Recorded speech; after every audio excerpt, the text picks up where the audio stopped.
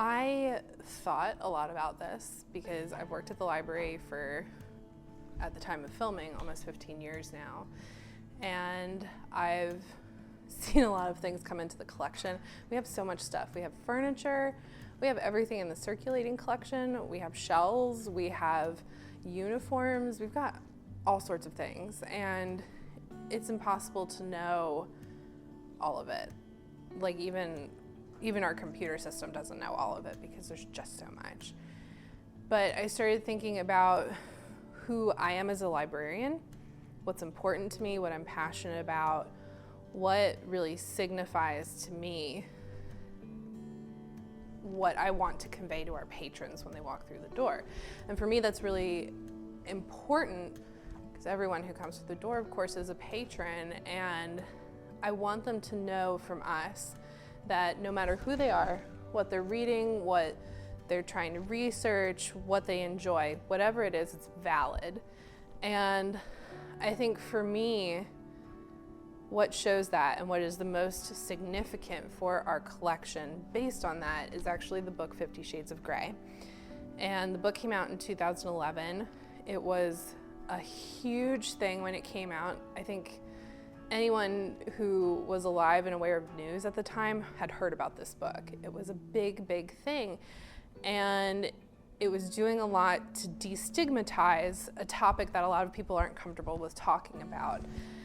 And we didn't own it at first. There were questions about whether it was appropriate for our collection or not, which is completely understandable. But ultimately, when we did add it to the collection, it had the longest wait list that even to date I've ever seen for a single item. And today it's checked out by men, women, younger adults, older adults, across every race and socioeconomic group. It's just a really, really popular book. And despite it being about a topic that feels a little bit risque, it's still very, very popular. And I think that's so important for our patrons to see items like that on the shelf and say, whatever it is you're wanting to read, whatever it is you're here to look for, we're gonna do our best to provide it to you because whatever it is that you want is valid. And we're here to preserve the validity of our history. We're here to preserve the validity of our future. And most importantly, we're here to ensure the validity of our patrons every time they walk through that door. And so for me, 50 Shades of Grey, the book by E.L. James that came out in 2011, is the most significant acquisition that this library has made to date. So the library has some amazing collections, and I think though that in my opinion, the very most significant is this American flag that we have that was sewn from scraps of clothing and fabric by a woman who had been emancipated only weeks before, and she assembled this her own vision of an American flag and presented it to the commanding officer of federal soldiers that were stationed in Spartanburg in the summer of 1865. And it was held at the front of a parade that went from Morgan Square to a natural spring off of Union Street, where there was a celebration for the new rights that the people of color in Spartanburg were able to experience for the first time that summer. And this flag was then kept by that commanding officer, passed down through his family, deposited in a tiny museum in California where the details surrounding its significance were pretty much forgotten. And it came back to Spartanburg through some diligent research by USC upstate professor Andrew Myers, who tracked this flag down. We got it on loan at first, and then we fully acquired it in time for 150 years after the flag had been debuted. And it's just amazing. It's its own thing. It's not exactly a standard American flag, which makes it even better because it's got these cool 8-pointed stars. It's got a border around it. It feels like a quilt or something. And it's just, there's so little that survives from that moment of emancipation.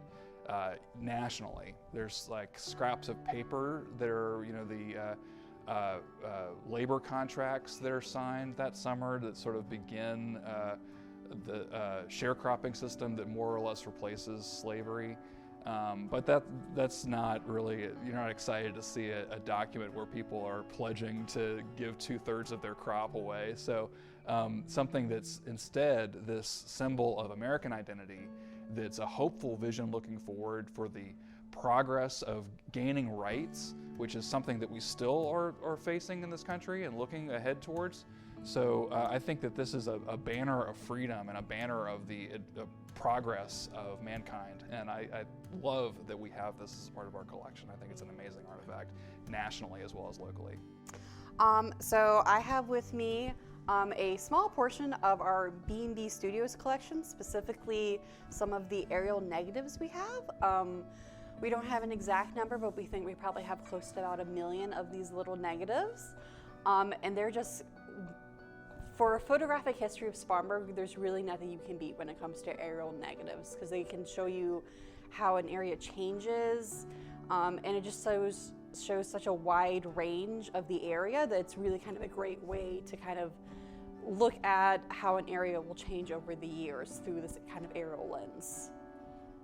And so we keep all of the aerial negatives. They're in these brown little packets that they came in, and usually they will be labeled what they are showing, the date that it was taken from. If someone had specifically ordered these, they will tell you who ordered it, and sometimes they'll also tell you who the photographer was. We have to handle these with the white gloves.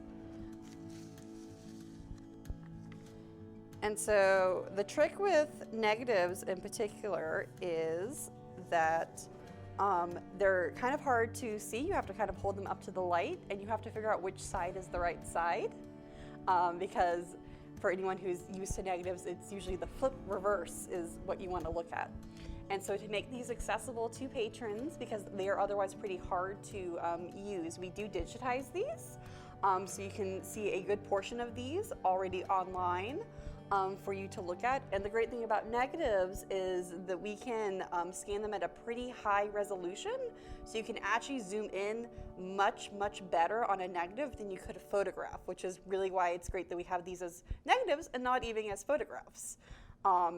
We are hoping to finish kind of digitizing most of the aerial photographs in the next couple of years. Right now we've done probably maybe like 1/10 of the total collection is available right now. But one section we do have is all over the downtown ones have been digitized. So if you want to look at the ways downtown has changed from, I think the earliest ones we have are like the 1930s all the way up to the 2000s, you can easily look at those and kind of see how Morgan Square has changed, different buildings appearing and disappearing. You can kind of track how the Daniel Morgan statue has moved over the years. So all of that you can kind of look at through these photographs. And then we also have color options in the postcard collection. But yeah, these are all black and white negatives, but they are a great source if you kind of want to see how the development of Spartanburg has changed over the years. In my opinion, the library's greatest acquisition to date is its staff. Because without the staff, you wouldn't find anything you wanted or needed. You know, everybody's willing to help, whatever the question. You want to find something out about local history, we've got people that can help you with that. You want a book or a video to watch, we can find those. You know, that's the greatest acquisition to date of the library, is its staff. And the other possible greatest acquisition is the fact that we have whatever you're looking for. If you want a particular book and we have it, that's the most important thing right then for you. That's it. My name is Evelyn Parks, and I've been with the library. Now, I'm going to tell you a little secret. I've been with the library almost 48 years. In November, it will be 48 years. And I came to the library because I love books. But I never really went into this room, the genealogy and local history room, because I felt, I don't necessarily have to be there. I've lived a good life. I don't need to worry about what's going on in that room. You see, let me explain something to you. My grandmother, when she died, she talked about her sister. When they were young, they got separated, and she never saw her sister again. And so day by day, she would tell me about her sister and how beautiful her sister was and how long her hair was. And I think she died because she was just kind of sad. Well, one day, I was in the library and I just went into the Kennedy room or the local history room just to view it. And they had digital, yes, they had a digital collection. And I started just looking, seeing, strolling, and you won't believe what I'm about to tell you because it just blew my mind. I found my grandmother's sister. And I will tell anybody today, if you're not interested in genealogy, or you're not interested in that local history room, if you go in there just for a minute, I think you would change your mind. I did, and like I said, as you get older, things change. But I can tell you one thing, I found treasure in that room. The library system's most important or impactful acquisition to date is our talent. We've acquired talent that is able to deliver services, collections, programs, and facilities to the greater Spartanburg County. It is our talent that puts us above everybody else.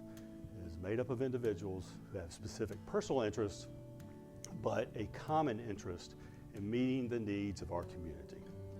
And our staff do this through the acquisition of collections, whether that's books, magazines, music, movies, historical items, or programs, from teaching folks how to build out a resume, how to make something from a craft, as a craft, to our story times. But then you have our facilities that are accessible, physically accessible to the greater Spartanburg community.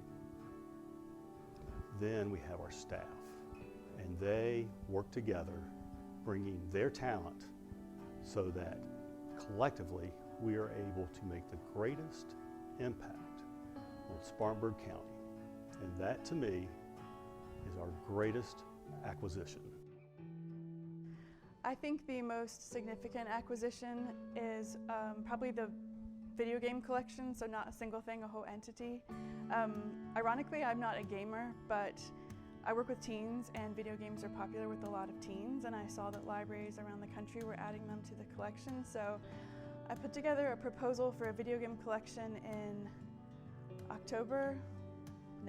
December of 2010, and then by October of 2011 we added them. And I think it's significant because it would have been a lot easier for admin or whoever said yes to say no, because there were a lot of things to figure out about a new collection, like how much money we would spend on them, which games we would, like which systems we would buy for, how we would select the games, where they would go, how long they would check out, how long people could check them out for, just so many things. But I think it shows a real willingness to evolve, and it attracts a whole new population of library users. And it's a really popular collection still to this day, and it's really exciting when I give tours to teens specifically. You know, sometimes they're a little like checked out, but if I stop by the multimedia fiction desk and say that we have video games for checkout, that wakes them up, so that's exciting. For me, the library's most significant acquisition is not just one item. It is the manga and graphic novels collection. Growing up in Spartanburg in the 90s and early 2000s, I didn't see a lot of Asian representation in a lot of the books I read. With manga, even though it's Japanese graphic novels, I was able to learn about Japanese culture and lifestyle through through them. And at least it was some sort of Asian representation for me. And it's also great for reluctant readers. I get really excited whenever kids and teens come into a library and see how much graphic novels and manga we have in our libraries. And they always come out of the library with a stack of graphic novels and manga that they check out. I think graphic novels are real books and can be counted as actual reading. Don't let others say they're not. Also, it's great for readers that doesn't have a lot of free time, especially if someone that is in graduate school right now and also working full time. I don't really have a lot of time to read for fun. And with graphic novels and manga, I can just read one in 30, 40 minutes and still get to read for fun.